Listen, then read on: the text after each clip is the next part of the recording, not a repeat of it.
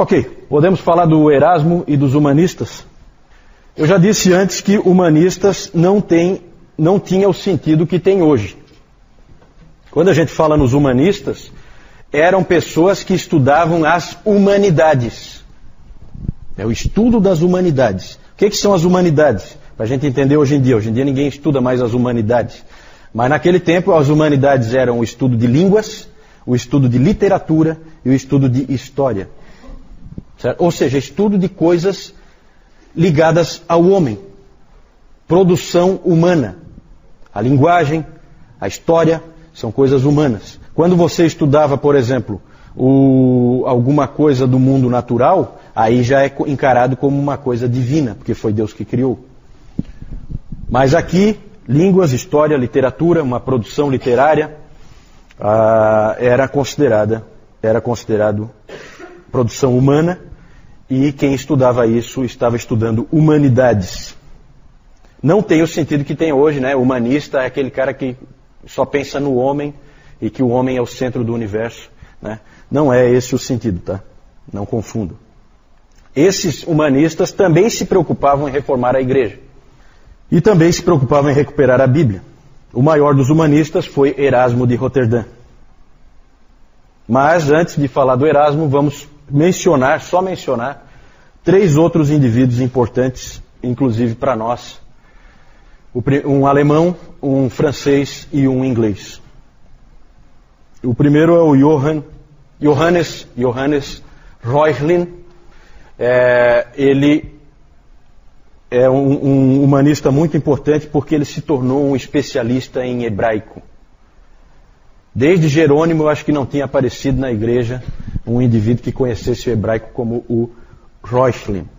E ele e os seus alunos foram responsáveis por preservar o Antigo Testamento hebraico para nós.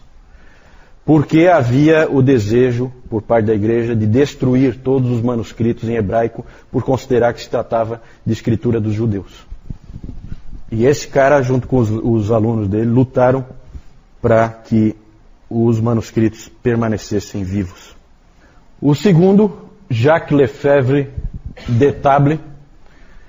Esse sujeito aí é muito interessante porque ele foi um humanista francês, escrevia comentários da Bíblia e em 1512 ele já escreveu que a justificação somente pela fé era um ensino paulino.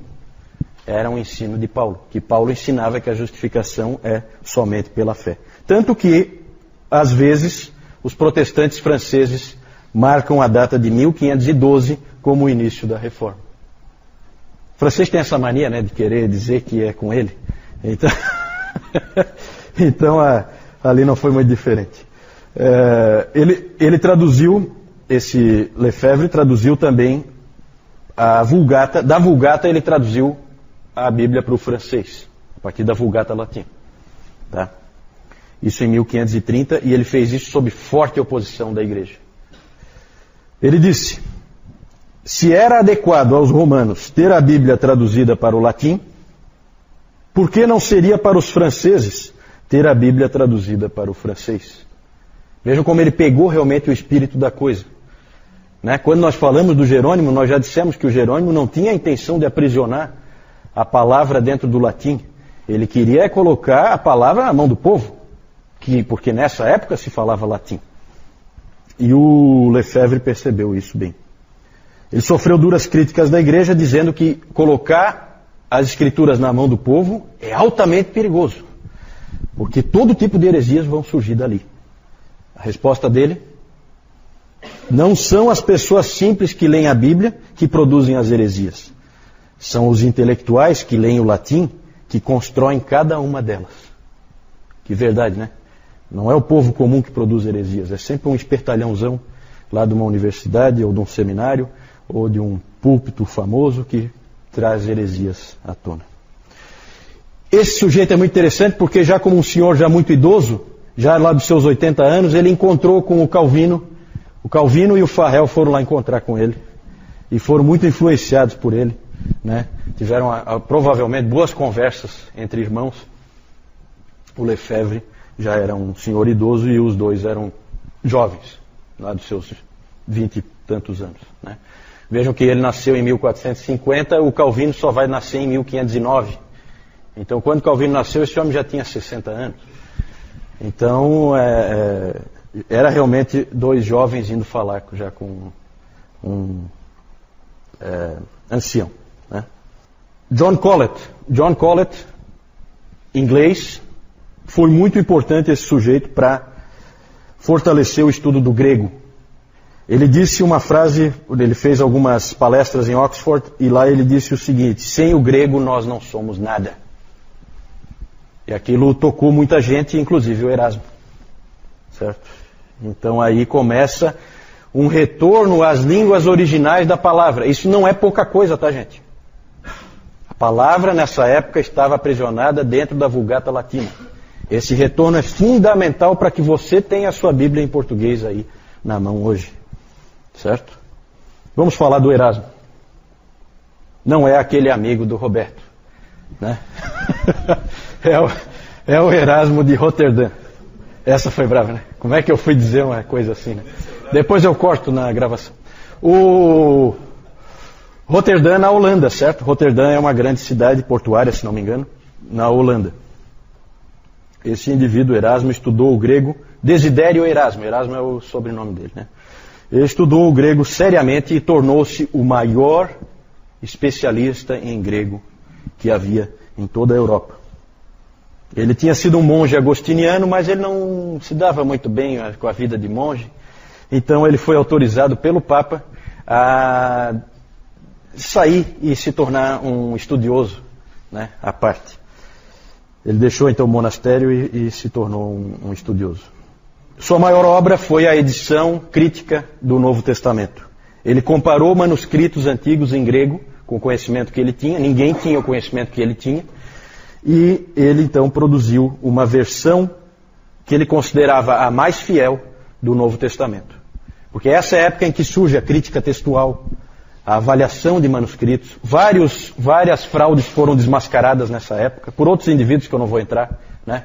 Mas uma fraude grande que tinha da Igreja Católica, que dizia que toda uma região ali da Itália tinha sido dada pelo Constantino para o Papa, tinha um documento, e o Papa sempre apresentava: isso aqui tudo é meu, certo? Poder temporal, né? Foi provado que aquele documento era lá do século VIII, alguma coisa assim, uma fraude absurda, certo? Constantino, vocês sabem, viveu no século IV. Mas isso só foi possível constatar essas fraudes nessa época do Renascimento, por causa de alguns estudiosos que voltaram para as línguas originais e o estudo das línguas, certo? Outro é aquele, falei aqui, o pseudo-areopagita, como é que era o nome dele? Esqueci do nome dele. Lembra, Nilton? Dionísio, né? Dionísio, o pseudo-areopagita. Ele se tornou pseudo nessa época, porque descobriram que aquele texto não era lá do período em que Paulo esteve em Atenas, né? Então, é bem isso aí. O B.B. Warfield, ele disse que todos nós somos devedores a Reuchlin e a Erasmo, porque o legado deles para nós foi a palavra de Deus. Vejam que interessante essa frase do Warfield. Eles deixaram para nós a palavra de Deus, né? Mesmo eles são considerados, esses humanistas são considerados reformadores, porque eles queriam reforma, mas eles não são considerados protestantes, porque eles nunca deixaram a Igreja Católica Romana. Até por causa do período em que eles morreram, tá vendo? Eles morreram ali no período da turbulência. Então eles pegam um período ali de transição, né? O problema dos humanistas erasmianos é que eles não gostavam muito de teologia. Gostavam da análise textual, mas não da teologia. E aí houve uma divisão entre dois grupos de reformadores: os humanistas e os luteranos, certo? Não se entenderam. E a divisão ocorreu principalmente por causa de um livro que o Erasmo escreveu, chamado Sobre o Livre-Arbítrio. Lutero leu uma vez o livro, não gostou muito. Leu uma vez, leu outra vez, gostou menos ainda. Cada vez que ele lia de novo, ele gostava menos ainda do livro. E aí Lutero então resolveu escrever um livro para responder ao livro do Erasmo. E esse livro é o famoso livro de Lutero sobre a escravidão da vontade. Sobre a escravidão da vontade, que nós temos um resumo, é só um resumo, porque esses indivíduos não escreviam livrinhos fininhos como esse aqui que eu estou mostrando, né? Mas nós temos um resumo, editora Fiel, Nascido Escravo, Martinho Lutero. É um resumo bem interessante ali, ele responde. Eu já disse algumas vezes que o Lutero queria muito mais, muito mais é exagero meu, né? Mas ele queria muito mais na predestinação e na eleição do que o próprio Calvino. É exagero, na verdade os dois criam, né? Porque é bíblico. O Lutero admirava o estilo e a elegância do Erasmo, mas ele disse que estava atrás de substância e não de forma. E para ele aquele livro do Erasmo era um livro vazio. Houve uma grande discussão entre os dois. Eles escreviam um para o outro, discutindo esse assunto. Mas o Erasmo não gostava de teologia, ele não queria discutir teologia, e ele não queria fazer afirmações contundentes. Aí o Lutero disse que não é cristão quem não gosta de fazer afirmações contundentes. Esse é o Lutero em ação, tá? Lutero é aquele indivíduo que, se tiver uma porta para arrombar, quem vai dar com os pés, pode ter certeza que é ele. Então ele é um indivíduo bem pitoresco, o Martinho Lutero. Entretanto, o Lutero ele agradecia ao Erasmo por ter focado no que é importante. E o que é importante é como que um homem é salvo e como que a graça de Deus é administrada. Então isso ele ficou contente porque o Erasmo não ficou discutindo coisas periféricas como papado, indulgências, coisas que são menos importantes. O mais importante o mais central é a graça de Deus, como que ela funciona. O Erasmo, no livro dele, apresenta de maneira habilidosa a visão semi-pelagiana da Igreja Católica Romana, certo? Em que o Deus concede graça para a salvação, mas o pecador tem dentro de si o poder de fazer o bem, e a nossa salvação depende de fazermos coisas boas, e que Deus sempre vai nos ajudar quando nós fizermos essas coisas boas, certo? Ele usava aquela ilustração, acho que até o Newton já citou uma vez essa ilustração, da criança que quer pegar uma maçã, certo? Ela quer pegar uma maçã na mesa, e vem o pai e ergue ela. E aí ela pega com a própria mão dela, mas com a ajuda do pai, por vontade da criança, com a própria mão dela, mas com a ajuda do pai, ela então consegue pegar a maçã. Essa é a visão arminiana, essa é a visão semi-pelagiana, porque nessa época o Armínio não era nem nascido ainda, né? É a visão semi-pelagiana típica da Igreja Católica Romana. O Lutero, quando ele escreveu o livro sobre a escravidão da vontade, ele percebeu que aquela era a declaração dele da verdade. Ele era apaixonado por esse livro.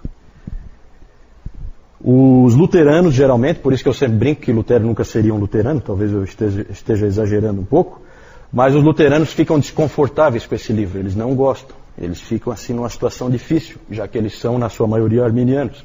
Lutero era um indivíduo absolutamente firme na crença, na predestinação e na eleição, de maneira muito forte, como é peculiar dele. Ele sempre gostou demais desse livro que ele escreveu, e ele tinha orgulho, no bom sentido, desse livro. Só mostrar para vocês aí rapidamente: Reuchlin, Lefebvre, Colette e Erasmo de Roterdã. Esses 4 que nós falamos, humanistas.